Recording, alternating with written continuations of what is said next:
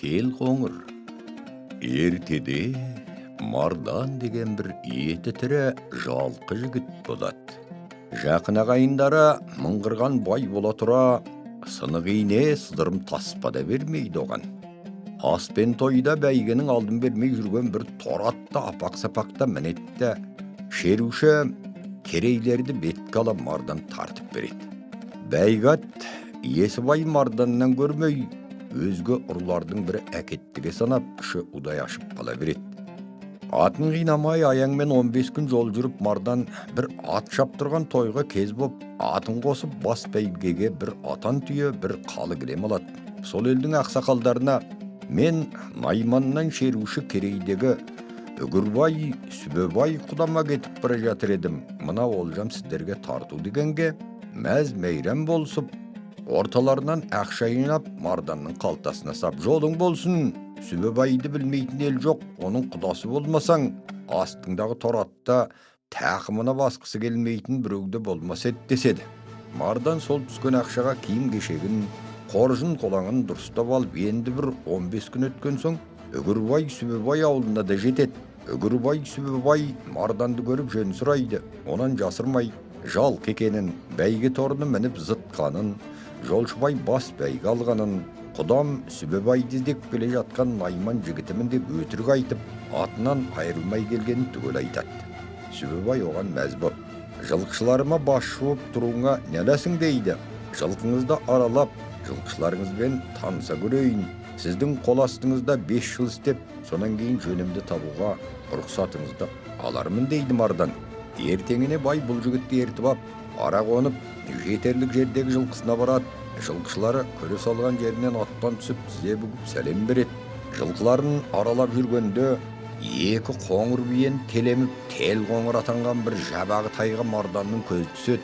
Бір жылқышыға ұстаттырып: міне, осы тайыңыз үшін мен сізден 2 жыл бойы ақы сұрамаймын дейді Мардан. Үгірбай Сүбебай байға: қалған 3 жылың аше, оны кезінде көрерміз.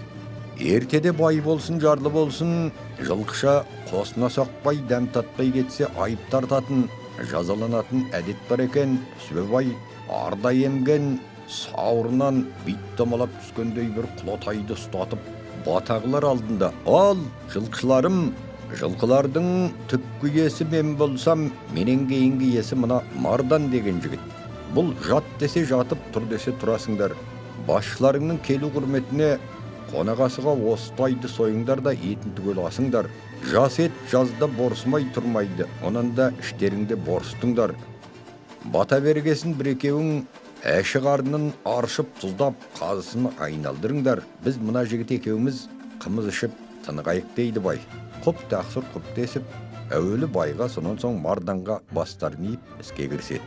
Бай мен Мардан екеуі қымызға іштерін шіреп ап, бір ұйықтап оянса шәйді дайын боп болған екен. Ол жақ самаурынды білмейді, майға бидай қуырып жеу ең маңдай қонақасы. Бидайды Ресейден алдыртады. Күйе басқан үлкен жез шәйнек мосыға ілініп астына тезек жағылып қайнатылады. Еркек қос болып тұрса да, жылқышылар тамақты баптап пісіре біледі. Қимайды жеп, шайды ішіп, қау жанып алғансың жылқышылар түгелденіп қымыз ішуге кіріс отыра, Марданнан қонаққа де сұрай бастайды. Я өлең айту, я ән салу, я домбыраға күй шертіп, не қызықты әңгіме айтып беріп құтылмаса, көк тоқыл тұғу, ширттақ тағу деген өрескел жазалары болады. Әйелсіз тұрған ылғи еркектер арасында сондай өрескел ойындармен жадырасу ежелден келе жатқан жылқышылар әдеті. Қыспаққа түсе бастаған соң Мардан тел қоңыр атанған жабағы тайды есік көзіне әкеп байлайды да, қоржыннан 2-3 сүйемдей ып-ықшамды сыбызғысын алып үйгенеді. Оны көрген бай: ойпырай, сыбызғыш екеніңді біздікінде неге сездірмегенсің? 5 сайыбымның ең кішісінен туған Кенжетай деген жалғыз қызым да бір, 11 ұлым да бір. Сол қызым екеуміз сыбызғы күйіне сондай құмармыз. Мына жылқыларды түстеп, жылқышылармен танысып алған соң ара тұра кеп қайтып тұрарсың. Қызым екеуміздің мейірімізді бір қандырғайсың. Жай келсе қызыма сыбызғы тартуды үйрет. Ол үйреніп бірдеңе тартар болса, сыйлыққа белшеңнен батасың дейді. Мақұл деп Сыбызғышын сумен шайып, сарнатып ала жөнелгенде есік алдында тұрған телқоңыр жабаға тай аспанға қарғып, байлаулы қазығын айнала билепті. Ой, ғажап-ау! Жылқыда сыбызғыны сүйеді екен ау деседі байда жылқышыларда. Мардан оларға некен саяқ қана жылқы сүйеді. Кез келген жылқы мына телқоңыр жабағдай сыбызғы даусына елге бермейді дейді. Қымыз ішуді де, басқа ой ойлауды да, семіз тайдың етін жеуді де ұмытып бәрі де үйіп сыбызғыны тыңдайды. Бәрекелді, бақытты бол жігітім. Енді асты түсіртіп жейікті жатып демалайық дейді бай. Арада біраз күн өткен соң Мардан бай ауылына келсе, әкесінен қаныққан 13 жасар кенжетай Мардан қашан келер екен деп зарға күтіп жүреді. Аттан түсіп үйге енісімен ақ аман сәлемге, мал амандығын білуге мұрша бермей кенжетай сыбызғыны тартыңшы деп Марданға жатып кеп жалынады. Мардан сыбызғысын тартқанда кенжетай кірпігінде қағуға мұршасыз болып үлкен шабытпен тыңдайды. Сонан былай Мардан үйреті, кенжетай үйрене, 3 жылда 16 жасқа толғанда Марданның өзінен де өнерін асырып түсіреді. Өнері жарасқан 2 жас, бірін-бірі жанындай сүйген екен, бірақ сол сырларын екеуі сыртқа шығарып айта алмапты. Кенжетайым 17-ге толғанда ұлы дүбір той-тойлап, ел жұртыма сыбызғысын тарттырып, шашу шаштыртам дейді әкесі. Дәл сол той үстінде осы сыбызғымды сыйлық етіп тартармын кенжетайыңызға дейді Мардан. Жыл өтіп, той-тойланып, сыбызғы сыйлық етілген соң бай Марданға: 12 абақ керейді түгел араласаң да еркің, қайсынан өзіңе қыз ұнатсаң, қалың малын төлеп үйлендірейін. Отау тігіп беріп, іргемдегі кенжетайым кіріп шығып жүретін бір етейін дейді. Сонан кейін тағы 1 жыл өтіп, кенжетай 18-ге толғанда Мардан қалыңды қыз деуге аттанбақшы болады. Кенжетай бір оңашада Марданға: қалыңды қыз деп қайтесіз дейді. Лайық көрген қызың бар ма еді? Жоқ, ешкімге де қиғым келмейді. Ойбай, не деп тұрсың? Үгірбай жалшысына қызын берер ме? Сен телқоңырыңа мен әкемнің көксұрына мініп қашсақшы, қуып жетіп екеумізді бауыздап, не дарға тартып өлтірмей ме? Сүйгеніңмен бірге өлудің өзі арман емес пе? Шын айтып тұрсаң, мен Дайымкөл жаққа аттанып жолда бірер күн тосайын, әкеңнің көксұрына мінді артымнан қуып жетті. Мақұл, ал ендеше кеттім деп, ес түсінен адаса жаздап Мардан жөнеледі. Телқоңырымен зымыратып барып, бір күншілік жерге жетіп аялдайды. Аты кісенде өлтірғанда, өқыранған даусын естіп оянса, кенжетай келіпті қапты. Ал жөнелдік дейді қыз. Зымырай жөнелсет, Дайымкөлдің өткөлі бірақ жерде екен. Жол білмеген бұл екеу тым енділеу өткөлсіз жеріне жете бергенде, өткөл жақтан будақтаған шаң көрінеді. Ал әне, бізді байқап бері бұрылды. Олардың қолына түскенше осы көлге батып өлген жақсы. Не де болса түсе атты жүдірейік дейді қыз. Шу деп тебінгенде телқоңыр жардан көл шетіне секіріп түседі. Қыз астындағы көксұрын қанша қамшылап, қанша тебінсе де жардан секірмей қояды. Әй, арам қатып қасқыр жегір-ай, менің қаныма ортақ болғың келді ме деп, оны сауырға бір сап қоя беріп, жар басынан секіреді, Марданның артына мінгесе түсіп, шу жануар шу деп тебініп қалады. Құрғақ жазықта қосаяқтап шапқандай, танау пырпыр етіп, көлді жүзе шапқылайды. Телқоңыр жануар: садақтан оқ жаудырыңдар деп әмір береді Үгірбай. Қуғыншылар оқты жаудырадай кеп, садақ оғы кейде асып, кейде жанай, кейде арттарынан көл бетіне шолп-шолп етіп сүңгейді.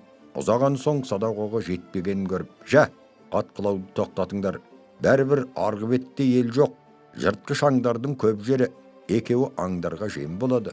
Үгірбайдың қызы жалшысымен қашыпты деген атаққаны сүйегіме таңба, қайтейін.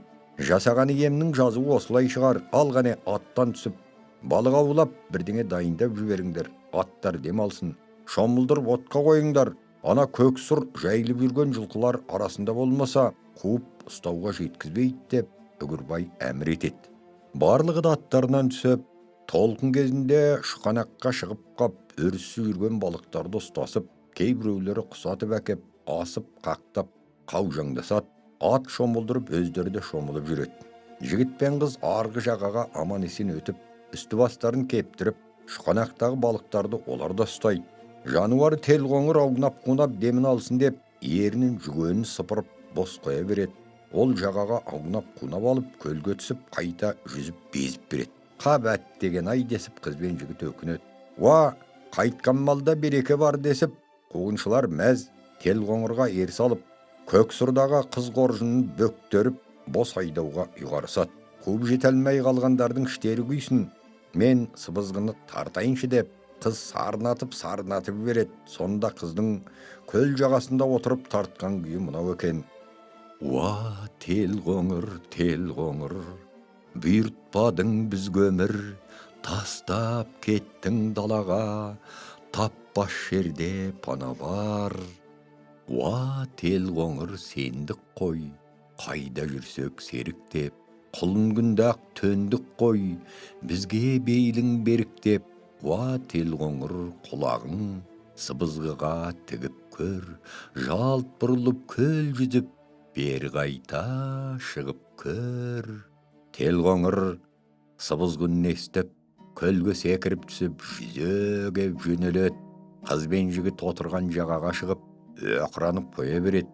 Қыз ұстап, бөктерінсін көріп, тел қоңыр бізге ер тұрман және 2 қоржын азық әкелді дейді қыз қуанып. Елсіз жер болса да ер тұрманды тастамайық, құлан жолықса да ұстап мінерміз деп, қызды алға алып қалың нуға енетті кетеді екеуі. Келе жатып, тел қоңыр кісінейді. Оған жауап ретінде кісінеген жылқы саны орманды жаңғыртады. Сөйтсе, бір топ құлан су ішіп, тауға қайта өрлемек болғанда, айқыш-ұйқыш жығылған ағаштарға қамалып тұрғанын көреді. Тел қоңырдың соңға келген ері жылқышынікі болу керек. 2 қанжығасында 2 қайыс арқан байлаулы екенін көрген мардан шешіп ап, қамаудың алдына қызды қойып, өзі қайыс арқанмен шалмалап, бір құланды ұстап, бауыздап, екіншісін ұстап, онысы 5 екен мініске үйретіп, қыз екеуі батысқа қарай тарта береді.